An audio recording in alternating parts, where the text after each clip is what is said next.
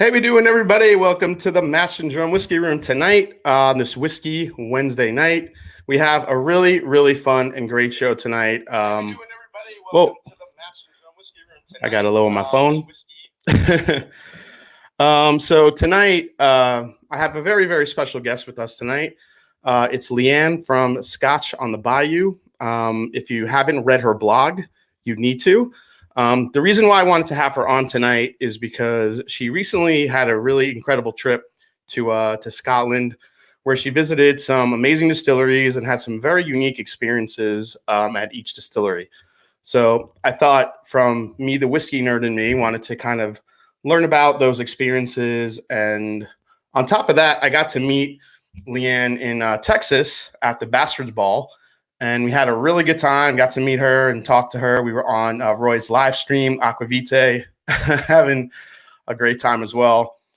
And I said, you got to come on the show. I want to, hear about your experience and really get into, because, for me, I love visiting distilleries, especially, bourbon distilleries. But I feel like Scotch distillery is a little bit of a different animal. You're really kind of out there, and she got to see some of the landscape where they get the peat, how it's made, and just she got to meet Jim McEwan, who is the legendary master distiller, very progressive distiller from Bruichladdich. He's retired now. He's been in the business for like 52 years.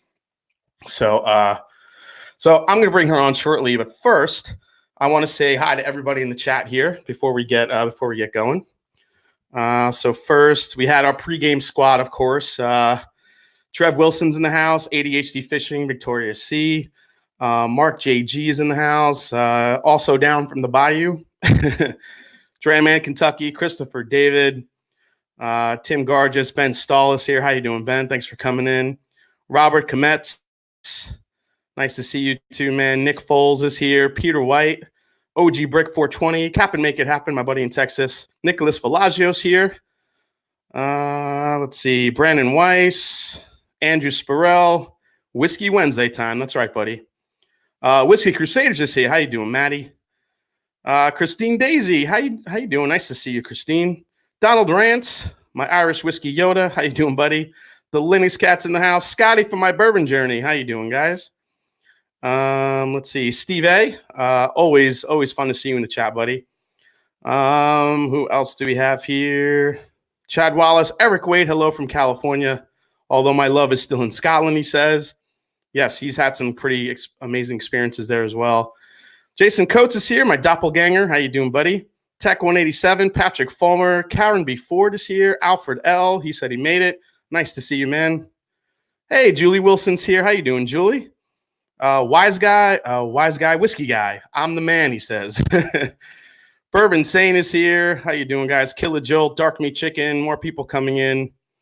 The Bourbon Buddies are here. All right, Jimmy the Kid, a lot of people coming in. G-Man and Bourbon Sane. I say hi to you. What's up, Chris? All right, guys. So now, if you guys want to sip along with us, I do want to. Oh wait, I think I just saw a super chat. We got already a $1.99 super chat from Rick Haskew. How you doing, Rick? Thank you so much, man.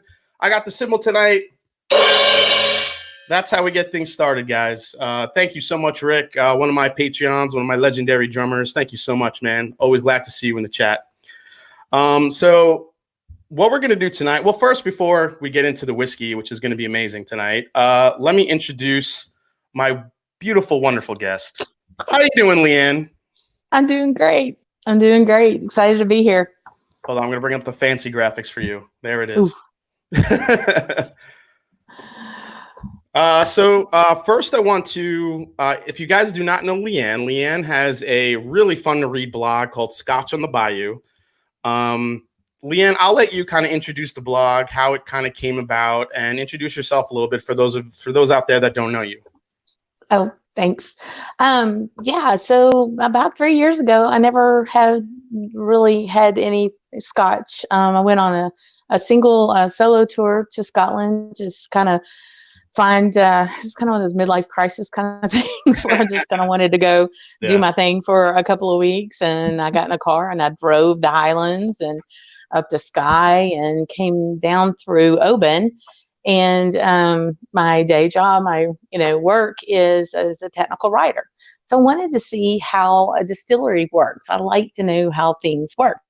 So I stopped in Oban just to take the tour, just to see, and went through all of that. And it was amazing to me. And then at the end, it's like they have the tastings. And I'm thinking, wow, just 3 ingredients. How in the world does this make this thing called Scotch? And I'm a little nervous to say this, but I had never had a real taste for bourbon before. It was sweet to me. So I kind of stuck to the clear spirits, if you will.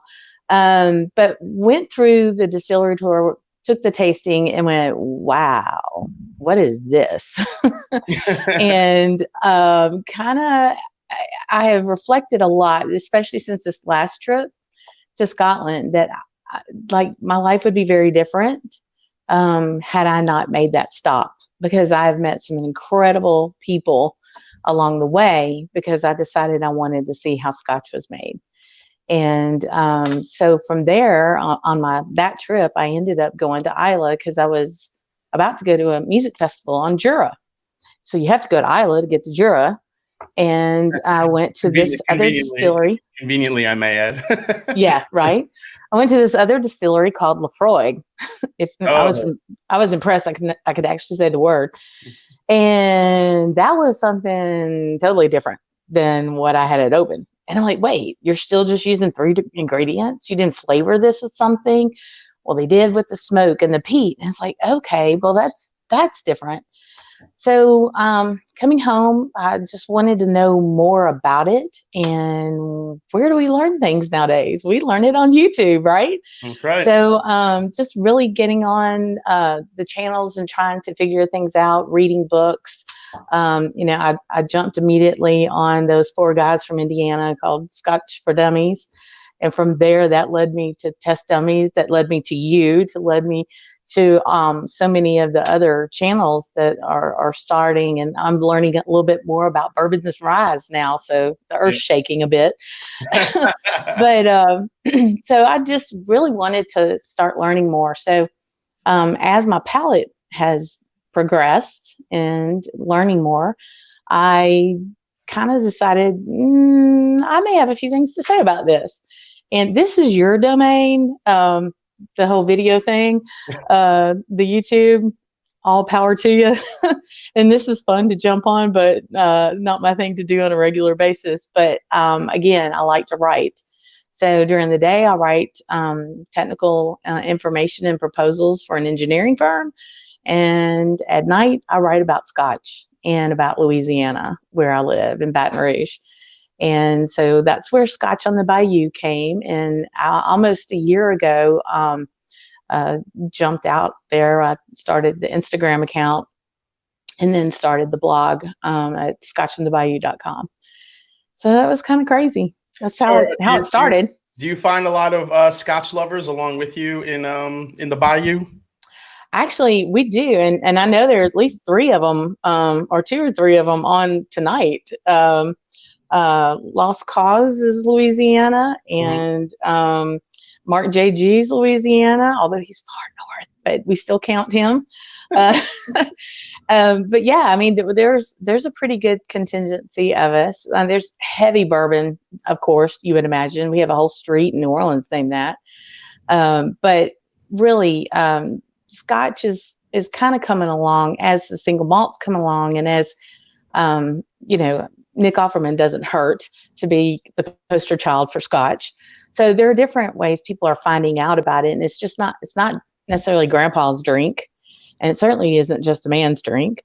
Yeah. So we're trying to get that out there, and it's slim pickings when you try to go find some things, but that makes the hunt even more fun, Yeah, absolutely. So it was really interesting to me because, I'm coming from bourbon, and if we have anybody watching, that's probably, so you kind of went to bourbon, found it a little bit too sweet. So you went to Scotch, finding kind of that flavor profile you like. Yeah.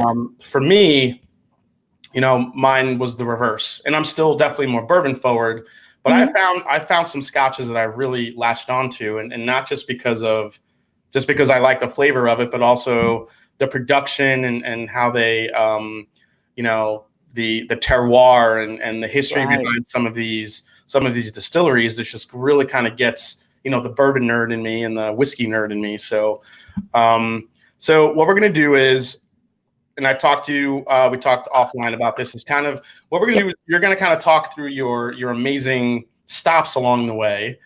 So everybody in the chat, let us know what you're drinking. But if you want to sip along with us, what we're going to be doing is starting off the night at Leanne's first stop, which was Kilchoman. Then we're going to journey over to Bruichladdich, followed by Ardnahoe. But Ardnahoe doesn't have anything aged yet. It's a brand new distillery, but we're going to talk a little bit about that too. And then go to Laphroaig and then Ardbeg. So if you guys want to sip along with us, grab a Kilchoman, grab a Bruichladdich, grab a Laphroaig, or grab an Ardbeg, or grab all four, whatever you guys want to do. But let us know in the chat what you decided to sip on. And so let's start with Kilchoman. Now, Kilchoman to me is, I just bought my first Kilchoman today. I've never had it. I've never had it. The people that love it, Swami from Alton in Montreal, he is a diehard Kilchoman fan, and he's always been talking. He's always talked so highly about it. So I'm really anxious to hear about Kilchoman. This is kind of a true farm to bottle type distillery in everything they do. So what was your kind of experience there? And after you say that, I'll leave it up to the chat to throw in some questions about Kilchoman if anyone has some. Yeah, and so let me give you a quick context of why I was there this last time. Sure. There is a woman named Rachel McNeil on Isla, and she runs the Isla Whiskey Academy. And she offered a slot as a contest this summer. And it was a contest of, why do you want to come to this? Why would it benefit Scotland, and why would it benefit Scotland? So I applied, and there were 80 applicants. They cut it down to 12. I made the cut. Then I found out I won. So I basically won this trip for 5 days of academic course on Isla. And so, yes, I saw you in Austin, and 3 days later, I was on plane to Glasgow.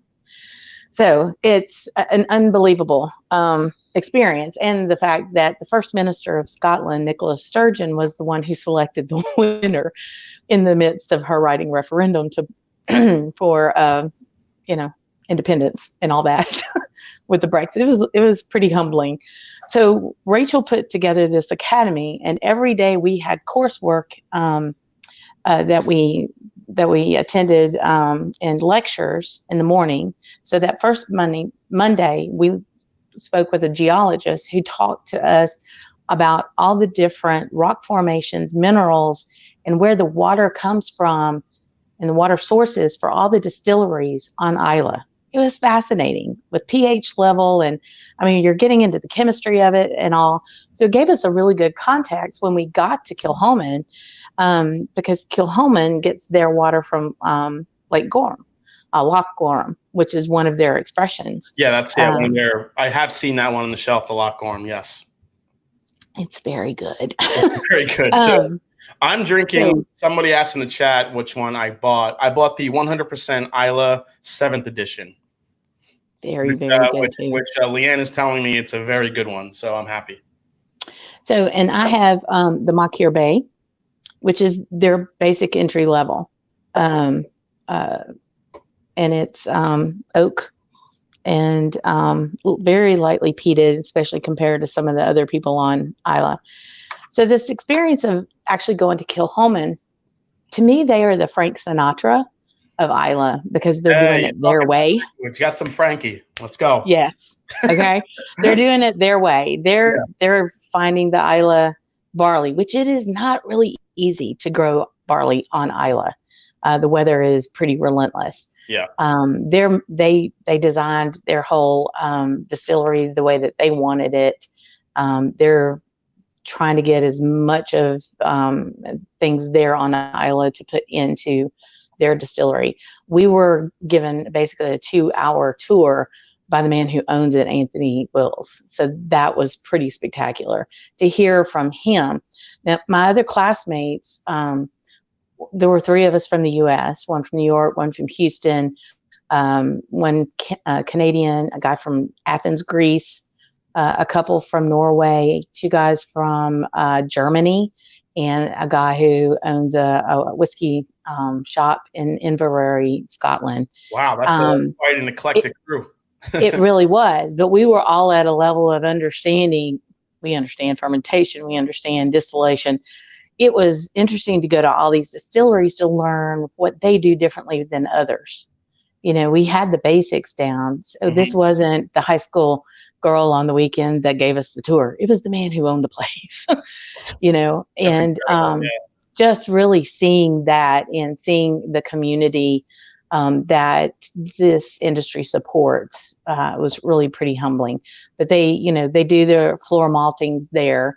They have on-site bottling. They're building more warehouses. So what they're working on at Kilchoman is really very impressive. So Kilchoman, to me, and from what I've heard, I mean, that is a true grain to glass distillery, or should I say a true, when you see the words handcrafted on a bottle or a box, that's what they're doing. This isn't, this is truly handcrafted. They're hand turning their malt. We got some guys getting monkey shoulder down there. Yep. The label is put on by hand. The stopper is put on by hand. We watched all of that, They also, the warehouse woman is a woman. She runs the warehouse.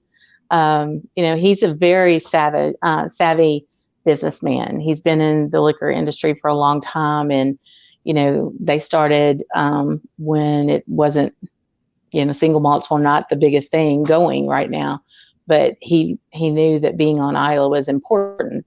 He could have very well been somewhere in Spain, but he wanted to be on Isla. So they've done it their way, the way they wanted, and did not always take the most conventional route. But their product, I believe, is a direct reflection of that passion. That's incredible. All right. So what do you say we get into some whiskey here? So you're drinking the Makir Bay? Yeah. Okay. But you have that special port one there, don't you? I do. Given to me by a very special person. Who's in the chat, I think, isn't he? He is in the chat, and he knows from this beautiful color in my mash and drum glass. Oh, thank you so much. That's a gorgeous glass. The 50% got me. Hang on. So this Kilchoman, to me, now this is my first Kilchoman, and this is a lot sweeter on the nose than I thought it was going to be. This is super fruity. You get a lot of vanilla from the ex-bourbon casks. Intense butterscotch on the nose here. A lot of butterscotch. Yeah, it's not peaty as I thought it would be. It's very light. The smoke is very light on this one. So, Mark, I wish I had some strawberry pie or cake to go with this. So, Mark JG came to the house one night. We had dinner. My husband cooked steaks, and he showed up with a strawberry cake from this unbelievable bakery in town with fresh cream and fresh sliced strawberries. Oh, now you're talking my language. Then this Kilchoman port cask matured that is just delectable. So, Slange y'all to Mark up in Shreveport. Yeah, cheers to all you out there. I'm sure you guys have been drinking already, but cheers to the first dram of the night, guys. Here we go. It's just as good as it was the first time, Mark. Oh, wow. So the palate actually defies the nose. The nose is very sweet, but no, there's the sweetness, right? Yeah, wait for it. Yeah, I got to wait for that. The front is all like barbecue and sweet, like barbecued fruits and peaches and apricots. And then all of a sudden on the very back end, then you get the ex-bourbon, the vanilla, the butterscotch all kick in. Yep. That's really nice. And this is actually 100 proof, this one, which is a bit of a rarity in Scotch. Most Scotches you see on the shelf are anywhere from 40 to 46. So coming in at 100 proof is something I can really enjoy because, you know, I like a little bit of a higher proof, a little bit more flavor stuff. So. Yeah, most of, I mean, the other, trying to think, the other expressions I've had, like this port cask is 50. And so they'll do like a batch strength at that higher. Yeah. And then they'll have a cask strength. But yeah, it's nice. I prefer a higher ABV. So I'm usually 46 and above, or the 40 and 43s I have to really think about. Yeah, yeah. This has such a nice bite to it that I really like as well. This is, I do want to say hi to a couple more people in the chat that jumped in. I saw One Lost Cause came in. Richie Z is here. I thought I saw Zach Andrews. He's practically Louisiana. He's Houston. Yeah. Tab A Key is here. How you doing, buddy? Thanks for coming in. Karen B. Ford. Everyone's all right. Dram Man says, I personally think Kilchoman is the best starter peat. I could see why you would think that after trying this for the first time. It's not overpowering at all. And there is enough peat there that you can taste it, but it doesn't kill you or kick you in the nuts like Laphroaig or Ardbeg. This is true. And Dram Man, I would also suggest Bruichladdich because it's lighter on the peat and the smoke. And they have some really interesting casks that they use on the second maturation. So that would be either Kilchoman or Bruichladdich as a starter Isla, for sure. Yeah, Bruichladdich is what kind of propelled me to trying more scotches. I happen to be a fan of the mix of casks when they use ex-bourbon and sherry. I like how the two flavors play together. Yeah. So if any of you bourbon lovers out there looking for maybe a scotch to try, I recommend Bruichladdich 12 to a lot of people because it's easy to find, it's affordable. You could find one for $50, which is cheaper than most bourbons nowadays. Yep. So, oh, look at this, poor Trev Wilson. So this was his mistake. Where's this comment? There it is. My first peat was Laphroaig 10, and I nearly died. Yep, that'll do it. Just go for the gusto on the first. I had a friend actually text me tonight and said, oh my God, how do you drink Scotch? My throat's on fire. I'm like, what are you drinking? She's like, Ardbeg. I'm like, just why'd you start there? I need to teach you how to don't start there. That's where you end. That's not where you start. So yeah, take it easy on yourselves when it comes to Isla, especially. Bourbon Sane had a different thought. Mine was Ardbeg 10, and I nearly died of happiness. Well, good. Yeah, it's that's where I'm actually gonna end tonight. We'll see. Yeah, we're ending. We're ending. We're gonna get to Ardbeg tonight, guys. So yeah. All right. So Kilchoman, love it. Kilchoman. I have to try more. Damn it. So yes, you do. I'm a fan. All right. I'll have to send you some of this port. You would love it. Oh my God, that sounds incredible. You would love it. But only if Mark sends some of that strawberry pie stuff. Oh man, it's we're a little out of season on that, but come spring, I'll hook you up. All right, and Mark, I'll get you some cannolis if you need as a trade. Yeah. All right. So from Kilchoman, you then went to Bruichladdich, which is, besides Bruichladdich, my favorite Scotch, my favorite single malt producer. They're very avant-garde. They're called the Progressive Hebridean Distillery. Made sure I took your coin that day, and I took a picture of it for you, which was amazing. I was like, if you're not here, your coin will be. My coin is near it, but I'll get there one day.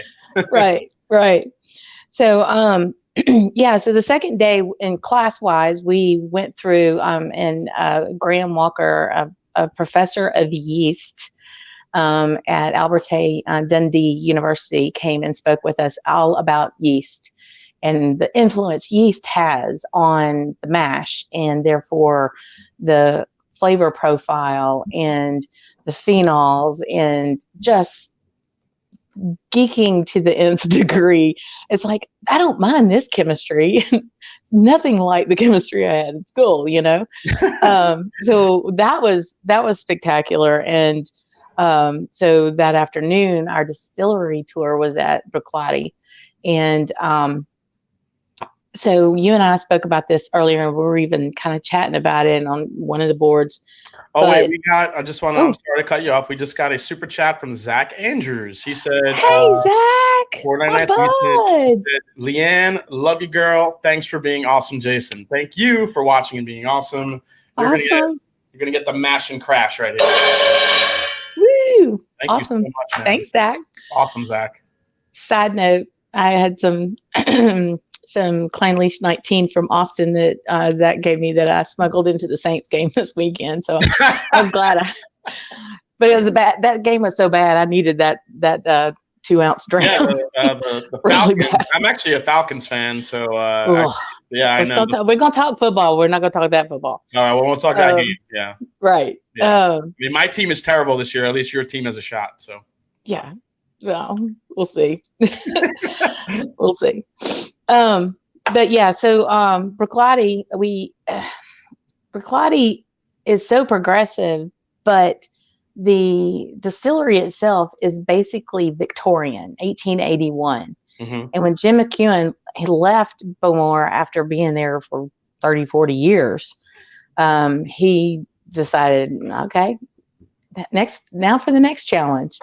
And there's a great documentary, if you have Amazon Prime Video, it's called Scotch, I think the Gold Dream, and it is spectacular because it's Jim's story, but it's the story of Scotch, and he talks about how Scotch is the blood of Scotland, and how, he went up to this ramshackled, beaten up distillery that had gone off and hired and laid off and hired and laid off all these people, and he was going to bring it back, and by God, he did, but the malt goes into the grist mill by pulleys and conveyor belt. Okay. It's almost like that wind up contraption kind of thing. It's crazy how certain aspects of it are so old, and then it's so modern. The different things that they put out are so avant-garde. Yeah. It's truly amazing. Yeah, it's a complete opposite of what the distillery has as far as technology and where they are in how they create it. And then you go to the complete opposite of being so progressive. You would think that their distillery would be almost like something out of the Jetsons, very future forward, very scientific, but it's actually the complete opposite. And what Jim McEwan did to rebuild that place, to make it his own and really put his thumbprint on it is, pretty incredible. Yeah. The documentary that Leanne mentioned on Amazon, definitely, if you haven't watched it, guys, it's amazing. I drank so much scotch that night watching that thing. It was incredible. Yeah. Yeah. But and in that, Adam Hannett is the assistant manager. He's now the distillery manager at Bruichladdich. Yeah. And he's carrying on. On that day, he took us on an amazing tour. They're building warehouses you can see from space. They're so big. And he gave us a little taste of something very different that starts with an R and rhymes with "oh my." You didn't hear it. And he gave us 7 new makes. To try. You had 7 new makes at Bruichladdich? 7 new makes of Bruichladdich. Yeah. Wow. On different things that they're the way that they were running the stills and the cuts and that they were making. Very interesting on a grassy tone on one, and a sweet on another, a full malt on another. And they're working on a lot of different wine casks, finishes, and things like that. So I have some photos here of you that I'm going to share with the audience. Let me see here. And oh, wait, where is it? Oh, here we go.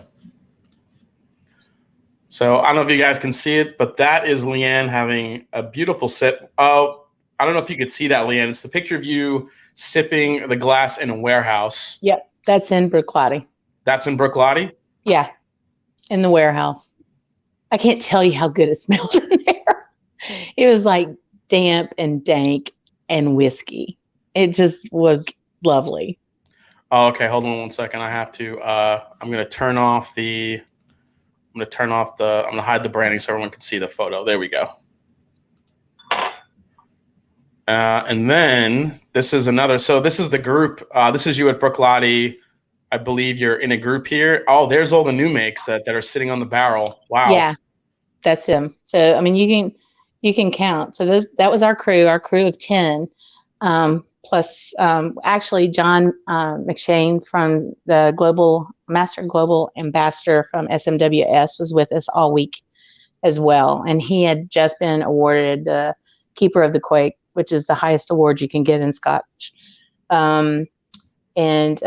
So yeah, we we had a great crowd. And people that I will be in touch with forever, you know. And then you met this guy. Yeah, that guy, the boss, as they call him. So for those of you who don't know who this is Jim McEwan. We've been kind of talking about him a little bit.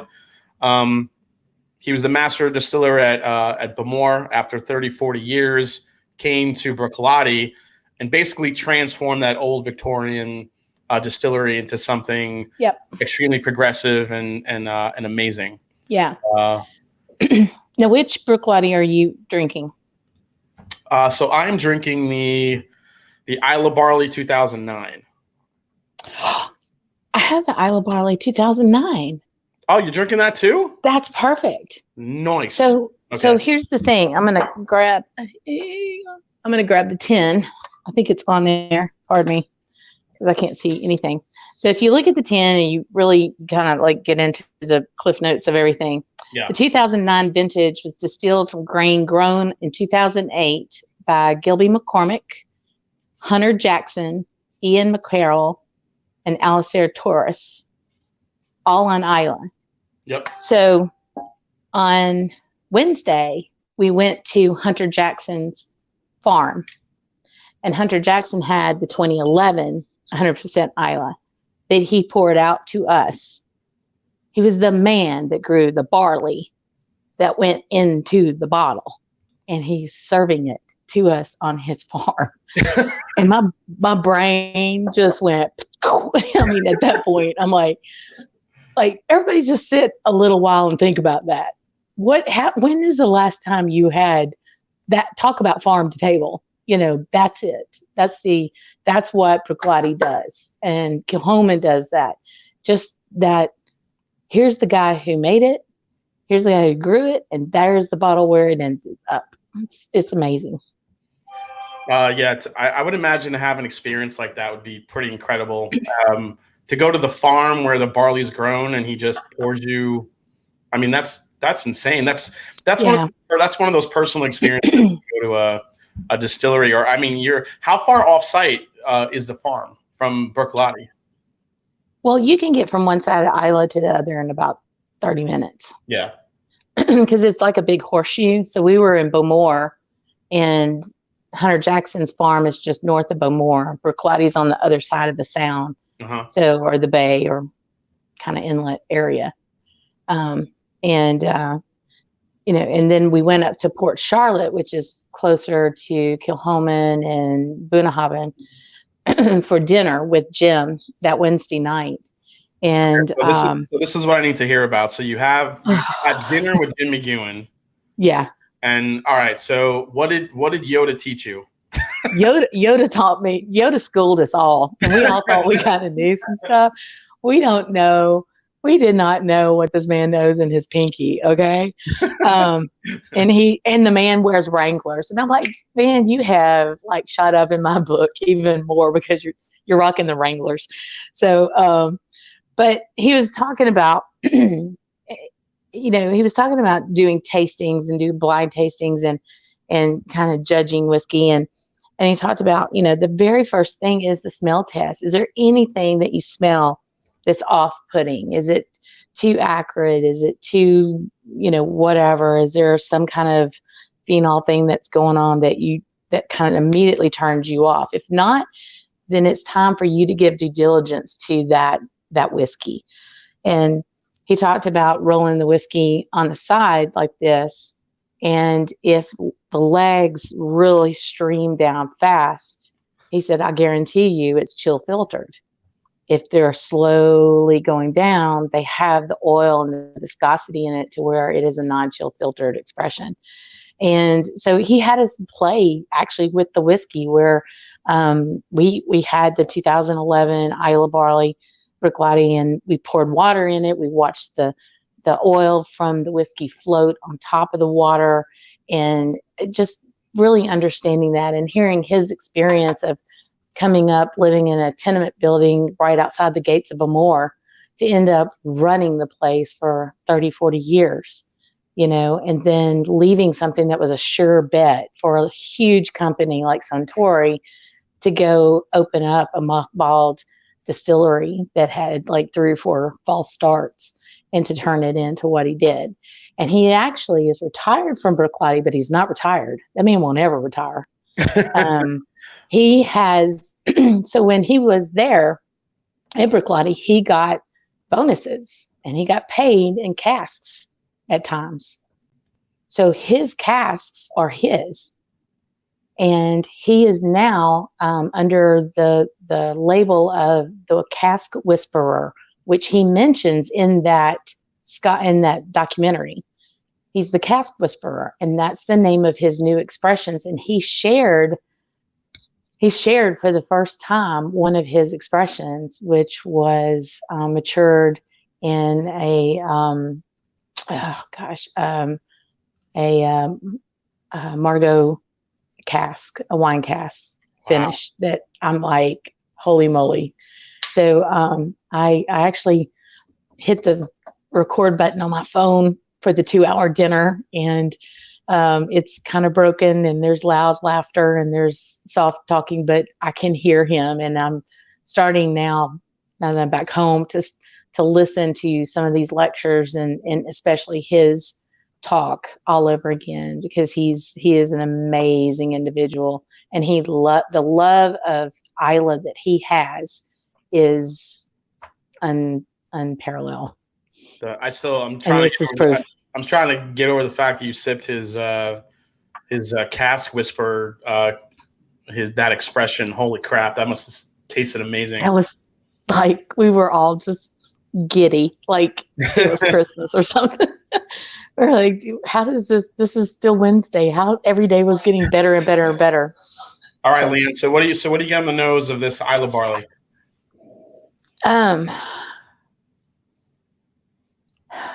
Well, I got a lot of malt. That what little bit I have left because I've been sipping it.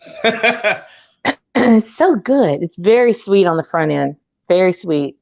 It's as much honey I get on the nose. I also get that kind of that raw, earthy malt quality too, which a little waxy, little malty waxy on the end. Yep. Mm. Yeah, on the palate. Oh yeah, it's like nice long finish. I would say it's like a honey candle. Mm-hmm. Yeah, sounds like that. My husband keeps bees. And you can get the honeycomb and kind of chew it like gum. You kind of get that with a little pepper heat on the back end.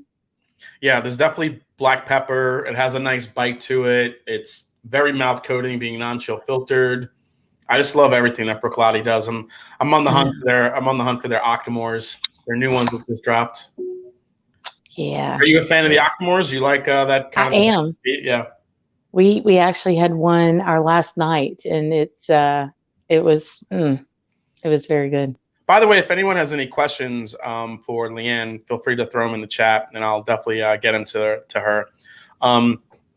Also, guys, whoever's watching, before we move on to the next distillery, I want to mention that next week will be the long-awaited Antique Week. So Buffalo Trace Antique. I recently acquired, I've been lucky to get the brand new William LaRue Weller for 2019, as well as the Thomas H. Handy for 2019. And I have a sample of I'm going to be getting a sample of the George T. Stagg for 2019. So we're going to be trying all those three next week. I'm going to be giving away samples. So next week, Wednesday night, Antique Week, tune in, guys. So I just want to throw that out there. All right, so from Bruichladdich, you went to talk about Ardnahoe briefly. I mean, I know they don't have any, don't have any product, but as far as a brand new distillery starting up in Scotland, what was that experience like? So the guy we just finished talking about, Jim McEwan, he was their main consultant on starting Ardnahoe and designing it, and designing the mash and just what they wanted to do with everything and how they wanted to make the still cuts and all of that. And it was built for the visitor because it is spectacular. The still house, so it is located on the north end of the island. So it's close to Bunnahabhain and Kalila. Okay.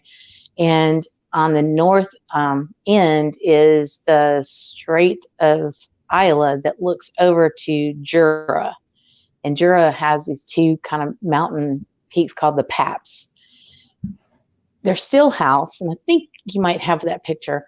The still house has two windows. Let me pull that up because that's a beautiful photo. It's amazing. We had a little bit of a cloudy day that day, but it's the best still house view in the world because it looks out over the water and then over Jura. And wait, I'm just showing a picture of the peat bogs that you sent. Oh yeah. So we went and cut peat. Where was that from? That was that's where Laphroaig actually gets their peat. If anybody's been to Isla, it's across from the airport. All right, we'll get into Laphroaig a little bit later. Let me show that. Let me show that picture of Ardnahoe. Yeah. Where does it go? It's not in here. Damn it. Let me see if I could open it here.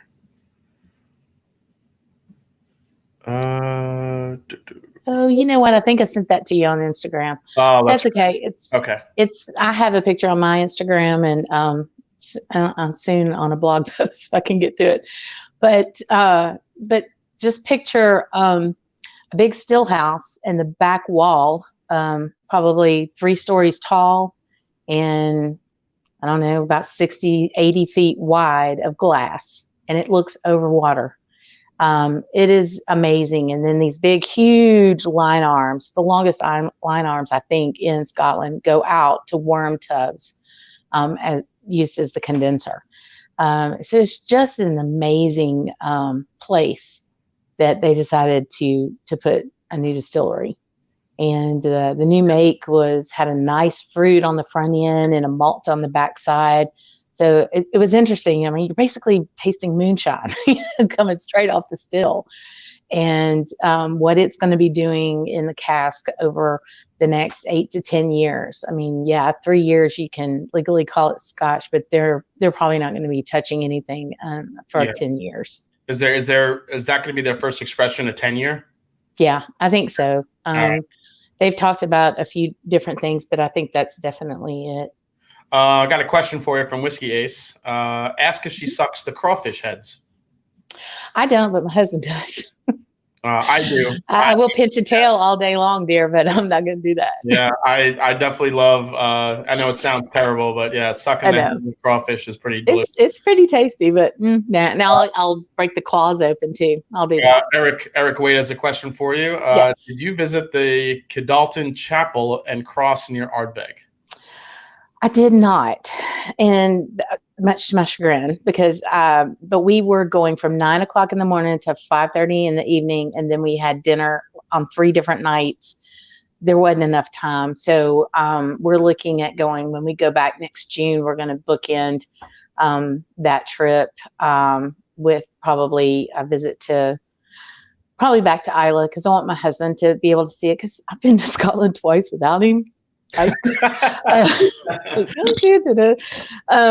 so he really likes this stuff. He doesn't geek over it like I do, but he really likes it, and I would like for him to see what I've seen. But definitely, yeah, there's so much to see other than distilleries. There are a lot of goats and a lot of sheep, actually, rather, on Islay. But the history on Islay is truly amazing, especially that cross. Eric, I know you've been through there, and a shout out to Eric too, because I ended up, before I went to Islay, I ended up at Glengoyne doing the blending class that he had done, and it was off the hook. So nice. But yeah, it's a great place to see other things than just distilleries. All right, so after Bruichladdich, then you have the amazing dinner with Jim McEwan, and if you find ever a way to get that video off your phone, I would love to watch it. Yep. And then the next day you went to Laphroaig. Yeah. So Thursday was Laphroaig, and we went to there. We had John Campbell, the distillery manager, take us around. I think we were at Laphroaig for 3 hours. It just, from the maltings to the smoking, the furnace room where all the malt is smoked, really talking to him about the peat and what kind of peat. There's this hard brick peat, and then different layers. So one of our excursions during the week was to actually go out to the peat field and cut peat. And then so a shout out to my buddy, Paul McLaughlin from Nova Scotia, Canada, because he was the male winner and I was the female winner, along with a local girl, Nikki, who won the peat cutting contest. Thank you very much. Very nice. Cut some peat. This long knife that's like an L shape. They basically cut a foot of the topsoil off and put it off to the side. And then they go down and they cut bricks of this mossy, muddy soil, vegetative stuff, and let it dry. And those, a lot of the old timers still use that to heat their house. And then there's they heat their house with peat. Yeah, some of the old timers still do. Yeah, that must be a glorious smell. My goodness. I'm sure everybody knows who those folks are. You just walk into the house like, how come I want Ardbeg? Hey, Pete. There is a pizza place on Island in Beaumont called the Pizzeria. Very tasty. Yeah. Oh, now you're mixing pizza with the peat. I see. Okay, right. Very nice. Eric Waite's asking, did you visit any castles? The Isle of Arran and Orkney should be on your next trip. The islands are most magical. All the Hebrides, like Lewis and Harris, that's definitely on the list. And Orkney would be its own trip, because I'm just the Neolithic history of the Orkneys. And my family, my dad's side of the family, we've traced, of course, back to Scotland and the Viking side of it, because they're all 6 foot and bigger, So that's pretty interesting. We want to get into that more for sure. I could live there, like off and on. I could imagine. Just Scotch on the Bayou is not going to be Scotch, Scotch in Scotland, just with Leanne. Well, and it's funny because, I went over there the first time and they're like, oh, are you going to have some haggis? I'm like, dude, I live in Louisiana. We eat stuff you wouldn't eat. So, it's okay. I think I can handle some haggis. It's basically boudin, but you're using oatmeal instead of rice, It's all good.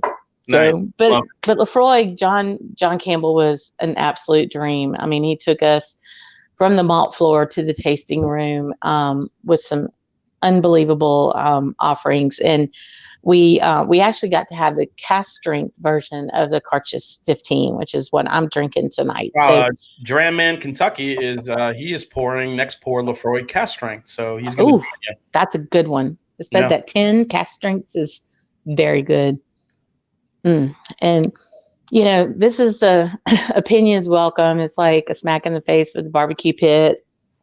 So like Lore is one of my favorite Laphroaigs. And to me, it's like cherry cough syrup with the burnt ash of a flambéed marshmallow.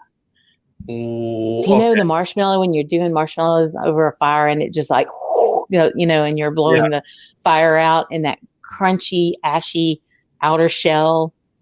I'm going to have to try that. I'm going to have to seek that one out. That's Lore. Question from Ben Stahl. He said, does Lee know what Islay distilleries use only Islay peat? Actually, Ben, most of them are having to get peat outside of Islay. They all use Islay peat, but they use outside peat to supplement because there's just so much. Yeah, and that's because you were saying it's a really hard to grow. Well, you were saying the barley is hard to grow, but peat. But peat's the earth and the dirt and the decomposing vegetation, and it's thousands of years old. I mean, they're digging down, 10, 15 feet in some areas. That's old stuff. It takes a while. So that's why they take that foot of topsoil, put it back over what they've already cut to let that go. But again, there's just so much of that they can use. Yeah. The peat to me and because they do show it on that documentary as well, is, what they do to farm it, to harvest it is really incredible. It's so interesting. And you being the master peat harvester, you got that firsthand. Yes. Okay. So my name, along with Paul's and Nikki's, we wrote our name on the peat shed out in that field. It's freaking in Sharpie. My name, Leanne Kilchoman, Louisiana, U.S. America, is on that peat shed. America, yes. America. Peat cutting fool. Ladislav Traps is asking, did Lee have Laphroaig 12 cast strength and Laphroaig 16? Have you had those two? I have not, actually. I haven't had the 12 cast. I have 10 cast strength. I've had triple wood, quarter cask, like 2 or 3 of the different Carchis. But I have not had the 16 or the 12, friend. So Everwind is asking, and this is he says seriously, he says, does the Scotch taste different in Scotland? I will say yes, and this is why. It tastes differently because you're there in the element. I think mood dictates how you taste. If you're not in the mood for something, if you're not in the mood to do your chores or whatever, you got a bad taste in your mouth, right? So I think mood has a lot to do with it, and setting, and you're sitting there on the sea. I will also tell you, our day again started, at 9 o'clock, 8:30, 9 o'clock to 5:30. We had dinner, then we went to the pub, and then we all ended up at someone's residence where we were staying to 2 and 3 o'clock in the morning. Those were the best drams. That's where the Scotch tasted the very best. Yeah, and I think that, for me, I'm a big believer that psychology and your surroundings play a lot into your experience when drinking whiskey. Yep. It might sound a little bit nerdy, but I truly believe believe it. Yeah, because think about when I'll use 2 examples. One, the Bastards Ball. Yeah. Being around all those people, being around the community, I don't know, everything just tastes a little bit better, a little bit sweeter. There's just something about the community and sharing in whiskey, and I think shared whiskey even tastes even better because you get to taste it amongst friends, and I think that has something in your. I think your brain kind of triggers that type of interaction between what you're tasting and what you're experiencing at the same time, and those two Totally agree. Those two come together, I think, in the most amazing way, in the most pure way. But also, I think it comes into play the second way in, like if when you go out and you buy if you just happen to get a sought after bottle. So like for me, I got this William LaRue Weller. I'm gonna open it up, and already my mind might be saying this is going to be delicious. Right. So it kind of Power of suggestion. Yes, the power of suggestion. So I think in those two ways, I think your environment and what you think and what you think that plays a huge part in how you taste. So I could see, and like even when you go visit a distillery in Kentucky, when you go to Buffalo Trace, when I'm sitting here in my room, like, yeah, Eagle Rare is a good bourbon. For some reason, it tastes better when you're at the distillery. Right. So it's just the environment. So I totally get that. It is. Yeah. Totally. Yep. Absolutely. Yep. So Laphroaig was fantastic. And so Friday, our last day, we ended up going to Ardbeg. And I have to say, and I've always said Ardbeg, but they kind of like put the accent on the second end of it, like Ardbeg, like for more and Ardbeg. And I'm like, well, hey, when in Rome and all that, Ardbeg. Yeah.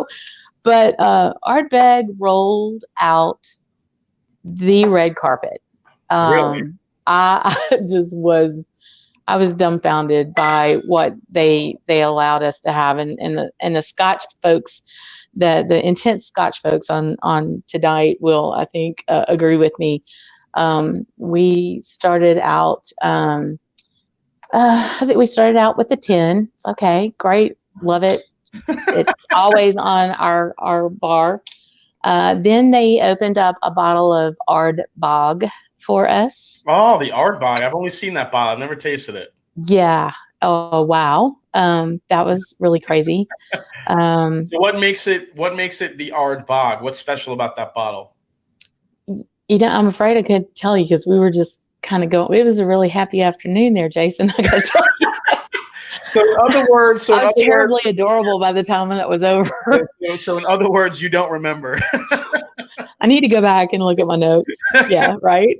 But yeah, so my bestie there, my girl from Houston, Jennifer was an Ardbeg fiend, and she was having one conniption after another because we were drinking such really, really awesome stuff. And we ended up having another committee release. I'm trying to remember which one, but the coup de grace was going out to the peninsula. For those who've been out to Ardbeg, there's this like rock jetty kind of thing out there. And we walked out, there's a cask that's set up, and on the cask is a platter of fresh oysters on half shell in ice waiting for us. Well, that's an amazing transition here, because Everwin just asked Lee if drinking Scotch with oysters in New Orleans is a good pairing, and what whiskey would she drink now with them? So I'm guessing you're about to give us that answer. I would, after this experience, Chris, Everwin, I will tell you it would be Kelpie, because I literally went over and pulled up a lobster trap Creole that had 2 lobsters and a bottle of Kelpie in it. And I about lost my mind. There's some photos, and there will be photos on my blog later about this. But we pulled that Kelpie out, and we poured the Kelpie in the half shell of that raw oyster, and it was delightful. The salt and the brine and the smoke, it just was perfect for their oysters are different than ours. Ours are kind of, chunky and fat, kind of like, some of us down here, but it just, we like to eat. So do our oysters. I don't know how to explain that, but theirs were very light and kind of a more slender, and this Kelpie and the brine of that, of the oyster with the brine finish of and kind of the seaweedy taste of that Ardbeg was just spectacular. And for Chris, we ended up, we've actually played around with doing char grilled oysters with Laphroaig or Ardbeg 10 in it with some Parmesan and garlic and butter. Oh, So, dude. yeah, Really? there's that. Oh my God. We eat very well down here, Jason. You're gonna have to come down to the Bayou Shell. We feed you up real good. Yeah, I mean, we get the Cajun and the Italian together. We're gonna feed you real good. Yeah. Oh dear Lord. Well, yeah, that's trouble. You might have to. I'm on like a very strict diet and workout regimen right now. You're gonna have to roll me out of the Bayou. Okay. Well, when you get off of that or you have a little break, come see us. Will do. Yeah. Hey, we have Robert Licorice is in the house from Iron Oh, Brew. Thank you so much for coming in, Robert. Nice to see you, buddy. I had some of your delectable offerings at the Bastard's Ball, sir. That stuff is really tasty. Hey, we also have Scotch Test Dummies is in the house. How you doing? What is up, Hey, Scott and Bart? Or probably just Scott. Bart's probably playing board games right now. He's probably playing board games. Hey, Scott. Yeah. What's up, Scotty? Thanks for coming in, buddy. We have the wonderful Leanne from Scotch on the Bayou here telling us about her amazing experience in Scotland. And we're getting to kind of the last leg of it when you were at Ardbeg, eating oysters with Kelpie, Ardbeg Kelpie. Wow, I'm a little bit. I'm gonna sip some jealousy right now. And I think there's one other picture at Ardbeg, and that is with Rachel McNeil, who has the Isla Whiskey Academy, and it was an intense 5 days, but she put experiences together that I can't even imagine having the resources to be able to do.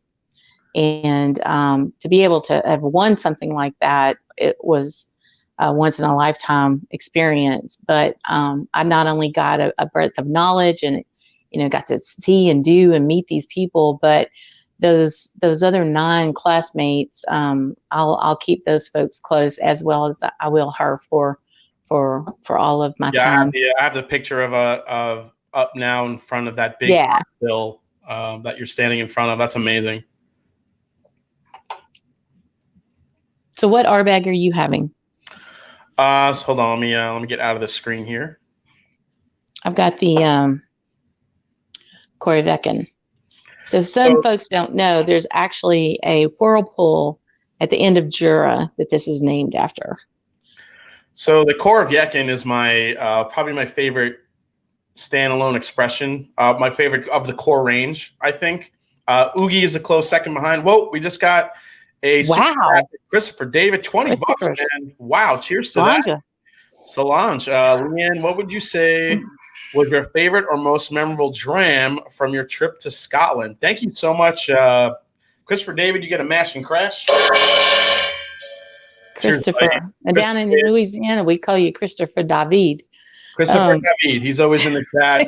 Thank you so much, Christopher. You're Mr. David. You're a true patron. Thank you, buddy. Thank you, Christopher. That's awesome. So, before you talk about that, I'm going to pour one that I've only taken a couple drams of this. This is the Ardbeg Dark Cove Committee Release. Ooh, that one's special. This would be a great night to crack this open with you and get a pour, because it's absolutely amazing. So, oh yeah, I'm going to finish off the night. That sounded good. Did it sound good? I love sound effects. Dram Man is joining in. He said he's going to pour some Oogie. Join along, guys. Everybody pour that Ardbeg. Urban saying, Chris, I know he's editing some video, but get that Ardbeg 10, buddy. All right, so you're sipping the Koreveken, which is aged in French limousine casks. Yeah. So, and that's one of my favorite casks. A lot of people, people that watch my channel know I love French limousine casks. I love the bite that it gives, the spice, the finish. Yep. Yeah. Nice, long finish. Yeah. Yeah. What's the ABV on the Oogie? It's about 56 something. Is that correct? 54-ish. What is it at? The Oogie is the core is 57.1. Oh, 57. Damn. Okay. I know. Yeah, that's good stuff. Look at you. Leanne. Leanne likes the proof. I do. I like all kinds of things hot. So if you so after you did the whole barbecue with the Kelpie, Well, first, I'm sorry, did you answer Christopher David's I question? didn't, and I do want to do that. So, without a whole lot of details, because it was a very special moment. But we had like a little graduation, and we got to talk Friday night. We actually had an exam, and we took the exam, and then we went to went to Ardbeg and had a blast. And at the dinner that night, we all got up individually and made toasts, and it was just very meaningful. And I was so happy that Hunter Jackson, the farmer that grows for Bruichladdich, was there. And after we all adjourned and had some rounds at the Bowmore Inn, we ended up going back to one of the guys' place and sat there, and Hunter shared a family bottling with us. Wow. And that was very special. It was special because, not only did he grow the barley, but it was his cask and his family's cask that he chose to share with people that he had not met until 2 days before that. But we all sat there, and we had gotten to know him and visit with him. And he had his 2 dogs with him. And we're sitting in this room, and it was a very poignant time because we're at the end of our trip, and you're kind of reflecting all on this, and just the gratitude and the graciousness that the people of Isla have for those who appreciate what they do and the craft of what goes into making the whiskey was very humbling. So that was my best dram for sure. And you know what? Honestly, in that type of environment, being around that type of all those people and the graciousness and the sharing, that whiskey could have tasted like shit, and it still would have been amazing.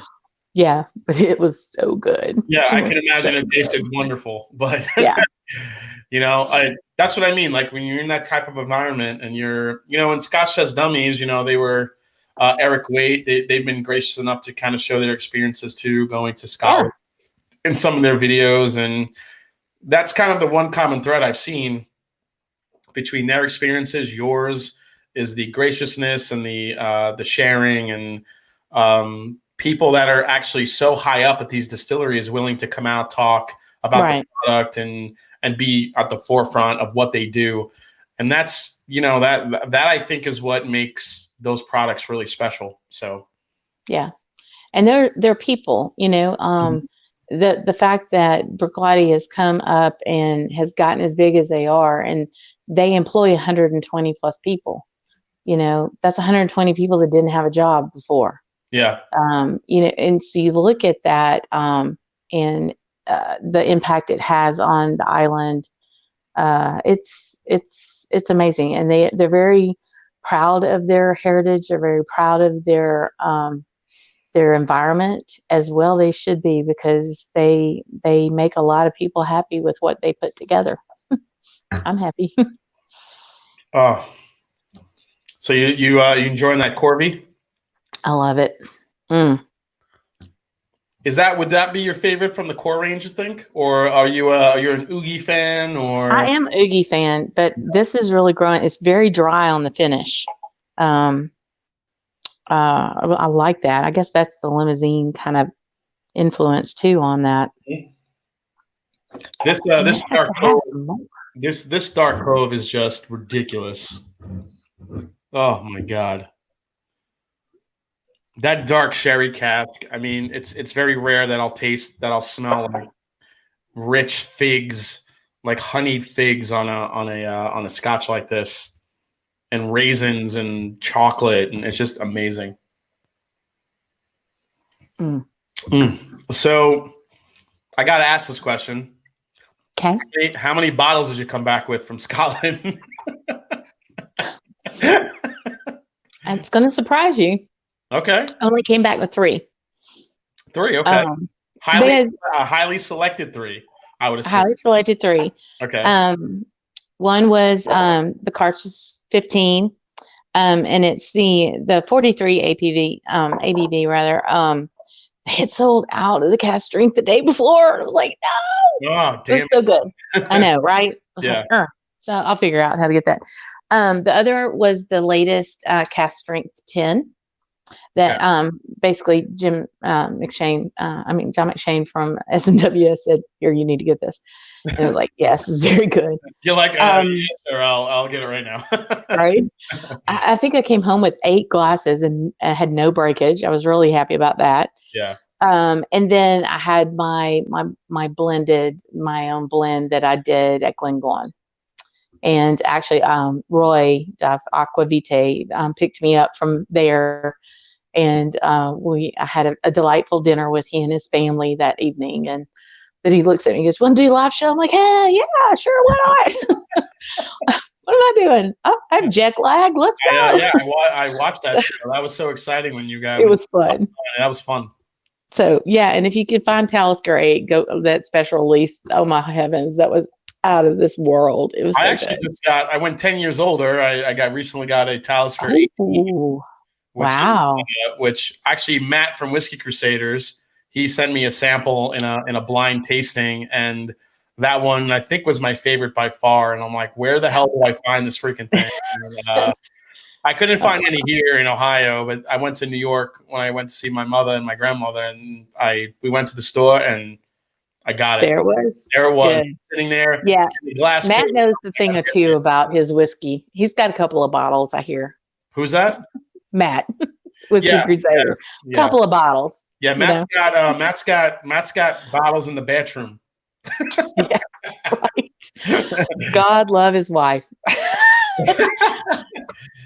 She's sweet. I met her.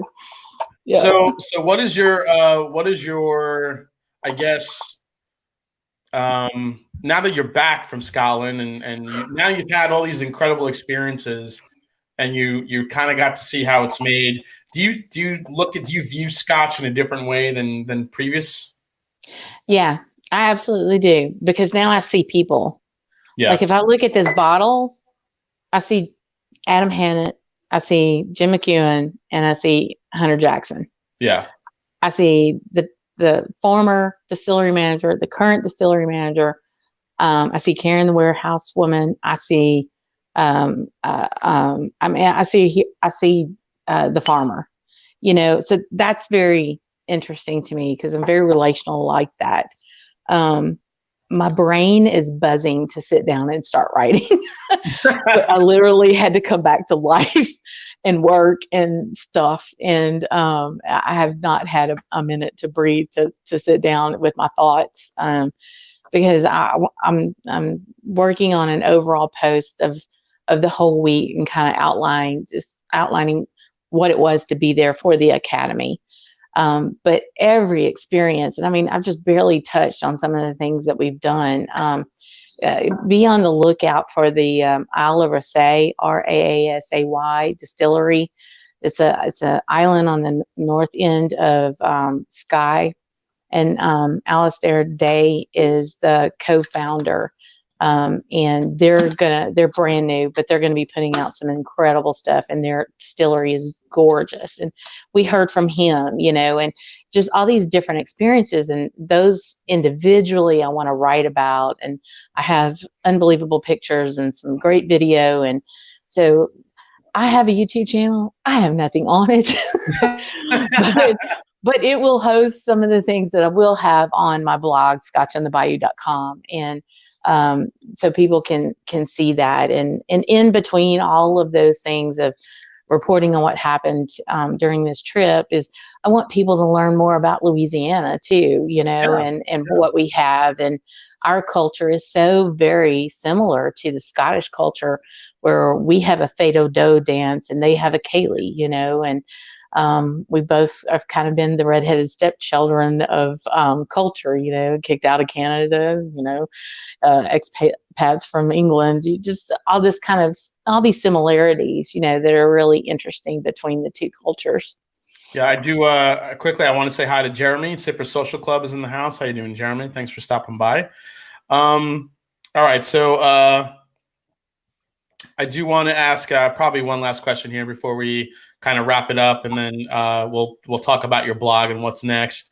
Oh wait, we just got a $5 super chat from Mose. Hey Mose, good seeing you. Whiskey in Scotland. What's not to love? Cheers, Leanne and Jason. Thank you so much, Mo. Awesome. You get the mash Thank and you, crash. Mo. Awesome, man. Thank you so much, Mose. I really appreciate that. Mose is always in the chat and always watching. Thanks a lot, Mose. I appreciate that. So now that you came back, you had this amazing experience. So I have to ask, what is your with all the new releases that come out at this time of year for both bourbon and Scotch? What are kind of like your most coveted bottles right now that you want to get? I can't really tell you. I haven't feel like I haven't paid attention to much about what's coming out just because I've been so consumed with what I've been doing. I definitely want to look more into to Kilchoman because I've just like dipped my toe into that. But after being there, there's some like that Isla, 100% Isla that you have. I need to find that bottle. And the bottle needs to be in my house. Yeah, if you need help getting this, let me know because there's plenty of this just sitting on the shelf here. Okay. Edition. So I will.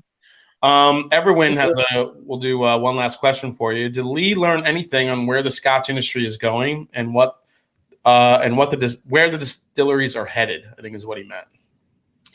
Yeah, a lot of it, the thought of the whole terroir conversation is definitely there. One of the underlying points was a little bit of the worry of how the tariff was going to affect things. Mm-hmm. And politically, if Scotland pulls out and becomes independent, what does that entail? So part of, and it's even in that documentary, there is a very large tax on bottles there in Scotland. Some things were cheaper at home here in the States than they were at the distillery. And that really took me aback, Yeah. But as far as when you talk about like maturations and things like that, I think they want to, it's hard to find sherry casks. We love a sherry bomb, but it's harder and harder to find those casks. So cask management is going to be a very big concern in the future. That's kind of, so when it comes to sherry cask, where are they sourcing this sherry cask from mostly? Spain. Yeah. Spain. Okay. So there's like 2 or 3 different regions in Spain, depending on which of, if it's a Fino, if it's Pedro Jimenez or Oloroso. Right, or Oloroso or Palo Alto, I think is a different one. And that was the thing that I did at Glengoyne. They even had a sherry flight. And now I want to go to the store and try to find different sherries just to kind of hone my palate in on, yes, for a blind test, I can look at this, go, oh, it's Oloroso or whatever. Yeah. I want to know, what am I tasting and what is that, to go to the source of the wine and taste the wine and know the wine, and then you'll know the finish when it comes to the Scotch. Yeah. Sherried Scotches are something that I've been, I kind of have to get to myself. I've been so interested in the peated stuff and kind of the Bruichladdich and the Bunnahabhains, which use a definitely different mix of finishes, as you mentioned earlier. Right. But yeah, pure sherry casks are, kind of differentiating the difference between PX and Oloroso, and how those work and what the differences is something I definitely want to explore more. You should reach out to Scott at Scotch Test Dummies. He's the sherry bomb king. He loves him. He is. He does love a sherry bomb. Yeah. But one thing that Jim McEwan even talked about is like the consistency of Scotch whiskey really wasn't there until the American bourbon barrel started coming to Scotland on a regular basis. Yeah. And it's interesting because we found among the different distilleries, which distillery was getting which bourbon casks, but they'll barter for them and they'll trade them back and forth on what they think they need. And I thought that was very interesting too. Yeah. Scott says, I need more practice too with the sherry at Mash and Drum. Yeah, and that's interesting because the Kilchoman, when I was doing my research on this one, this is actually aged in ex-Buffalo Trace barrels. Mm-hmm. So Like Buffalo Trace. all a Maker's Mark goes to Laphroaig. So I have a friend, my best friend here in Baton Rouge. She loves her Maker's Mark. I know every one of her barrels ends up at Laphroaig. So Laphroaig ages in Maker's Mark. That's really interesting. Mm-hmm. Yeah, Kilchoman apparently is using Buffalo Trace barrels, which I think is really interesting. So, yeah, for all those bourbon lovers out there that say, "Oh, I can't really drink Scotch," I mean, when I tried this Kilchoman for the first time just tonight, the vanillas and butterscotch notes I was getting in the finish were very bourbon-esque.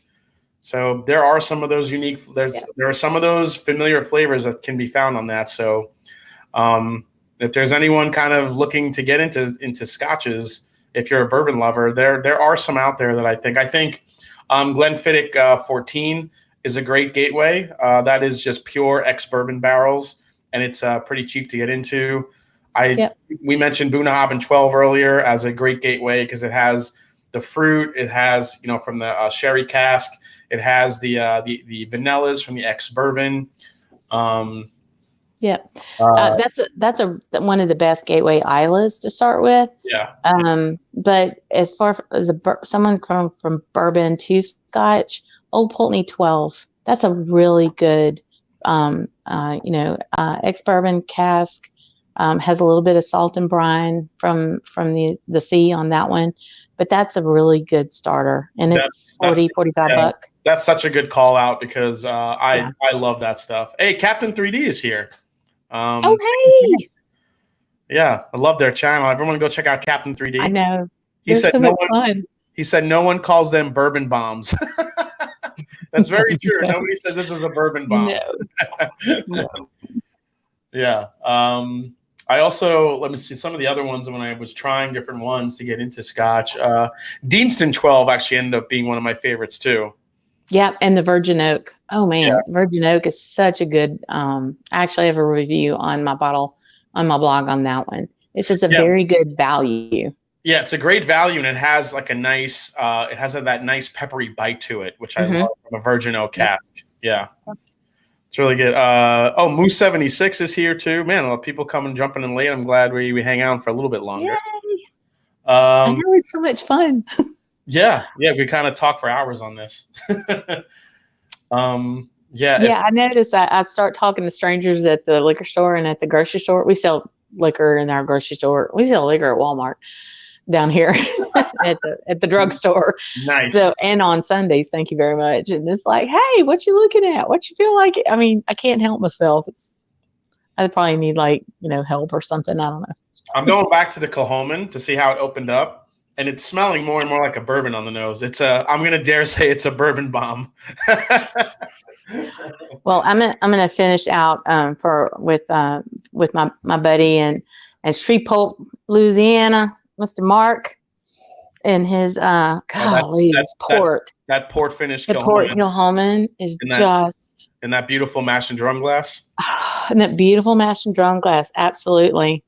I've had this for a long time, friend. I know you have. I'm honored that you're drinking from it. That's awesome. Yep. So what's next for the blog, and can we expect anything on YouTube anytime soon?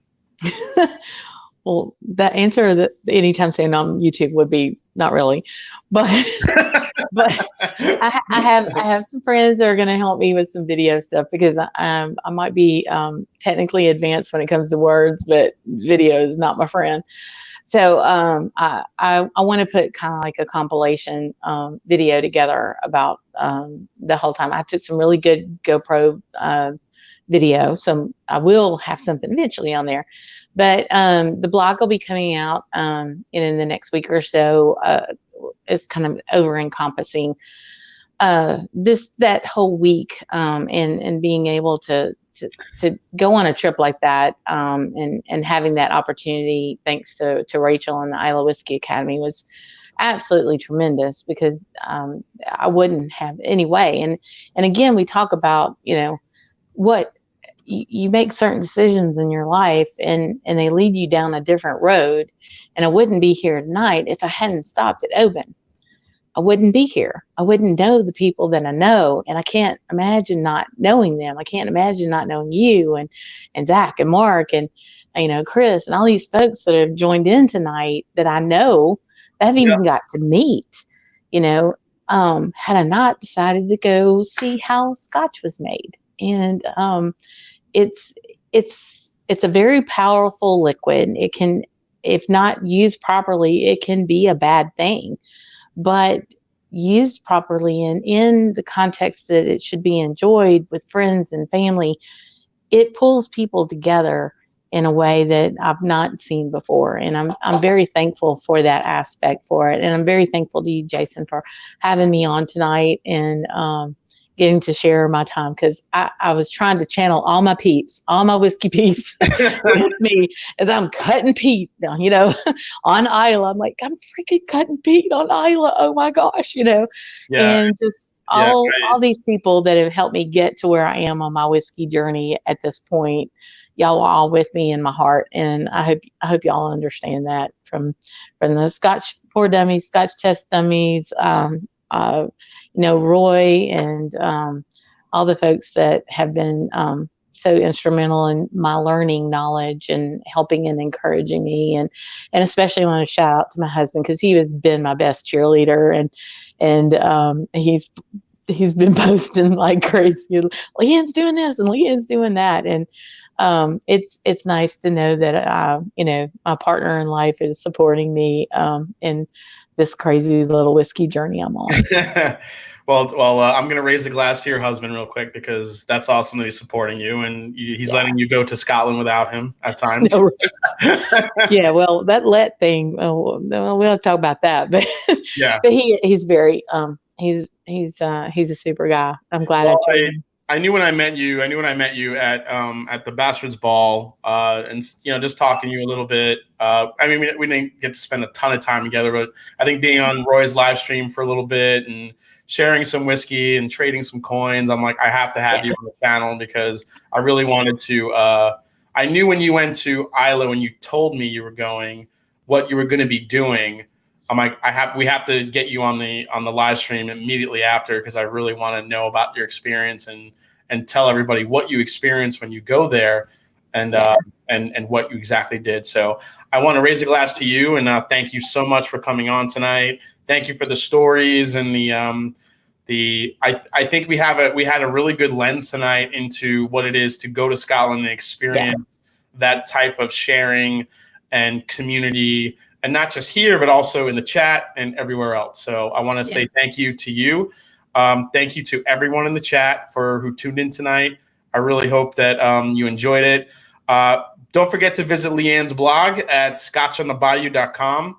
She does some reviews. She does some storytelling, some tales from the Bayou, which is amazing. So everyone go check that out. And hopefully we'll wait on her YouTube stream. Before we sign off, Zach Andrews just gave a super chat. My buddy Zach. Zach, man, thank you so much for what you bring to the whiskey fabric. Thank you so much, Zach. I definitely will raise my glass to that. Here's a little, you get a mash and crash. And as I always say, everybody, before we sign off, it's not about the whiskey. Finish it. It's who you share it with. There you go. All right. Cheers, guys. Take care. See you guys next week for Antique Week. Yeah. Salon to y'all. Thank you, Salon. Jason. Thank you. You're welcome. Bye.